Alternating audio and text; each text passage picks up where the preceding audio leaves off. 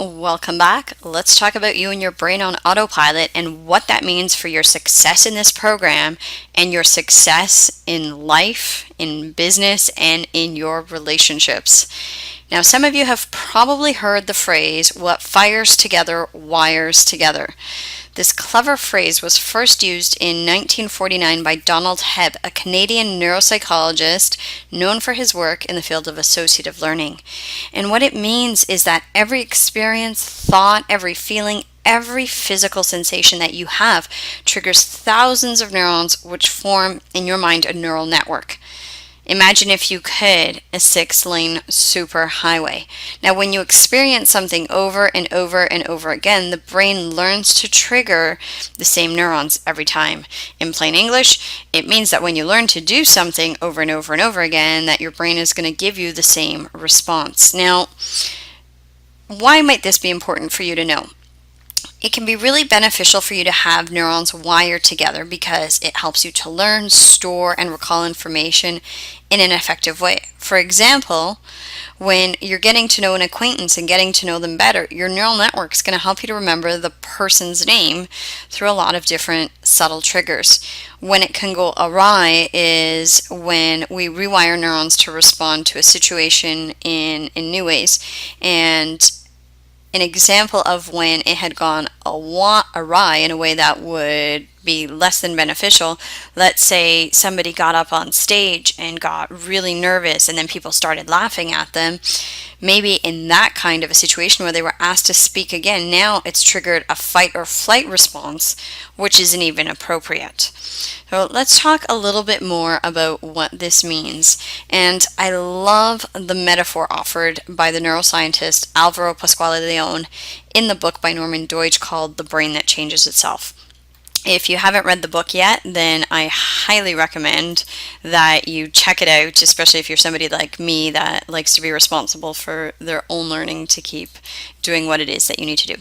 So these are two neurotransmitters. Now, let me just paint you a picture so that you can get a feel for what this means.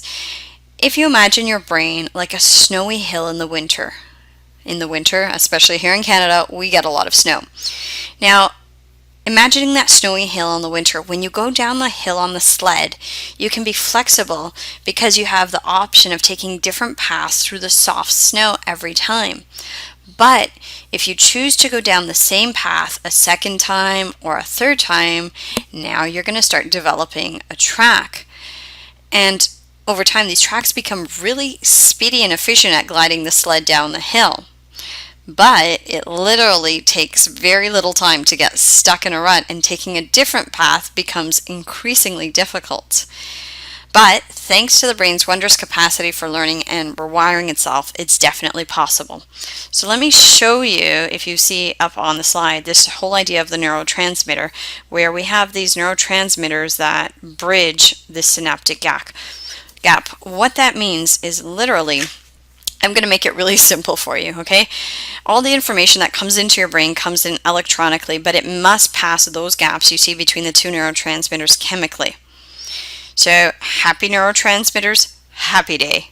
Sad neurotransmitters, sad day. Angry neurotransmitters, angry day.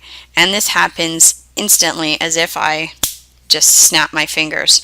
Now, what's really interesting is that they did this study with taxi drivers in London in the UK to show that the neural pathways can keep growing and growing. It was a fascinating study done by Lumosity, which you can take a look at.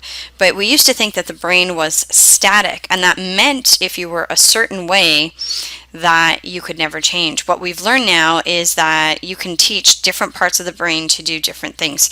Now, you might be wondering to yourself, why in the world do you need to know this?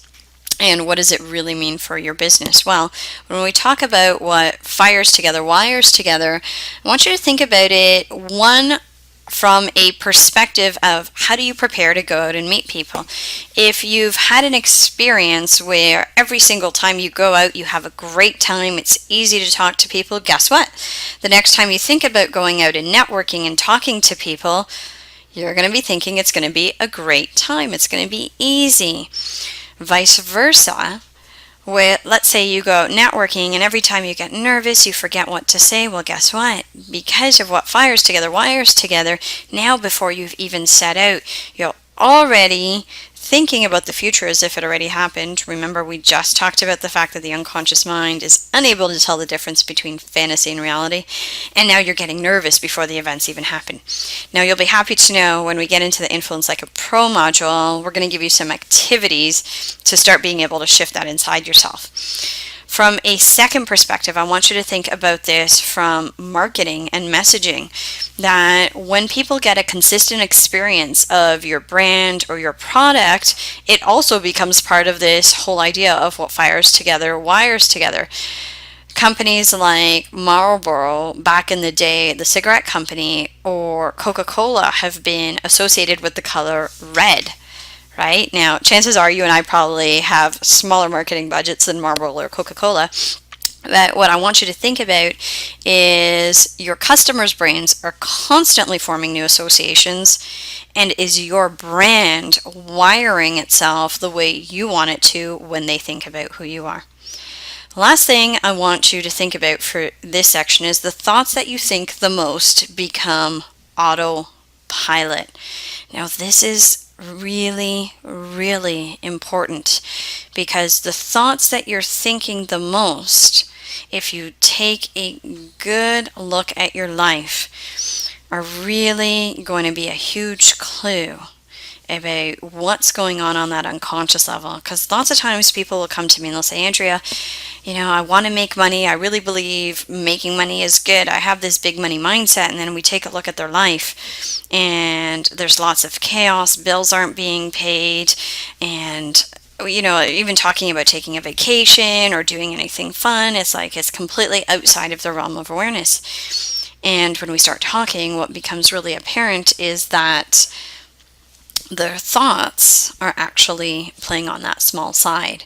Now, conversely, if you take a look at very successful people, their thoughts run in a different pattern. If you talk to them, they'll be telling themselves things like, I wonder how I can figure this out. Well, I know so-and-so did this, so maybe if I did something similar, I could figure it out too. So their thoughts are thinking in a completely different way. What I find fascinating is all of those autopilot thoughts. When we look at it, there are three main things that are essential to your brain and your ability to perform in your business, at home, and at life and overall. And those three things are safety, belonging, and mattering. And the more you have those three on autopilot in a way that works for you, the greater success you're going to have in your company, your relationship with your family, with your team in your business, and with individuals around you.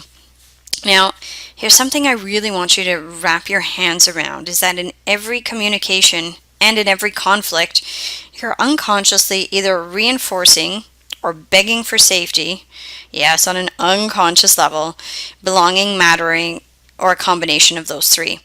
It's neurological, it's primal, and in this sense, there's nothing you can do to override or change this programming as much as you may want to. Why? Because safety, belonging, and mattering are some of the three most important things that drive us. So safety, when you feel safe, it means that you can take risks emotionally, intellectually, physically in order to stretch and grow. Now, something I want you to think about are the thoughts that you're thinking the most, making it safe for you to take risks and calculated risks in your business.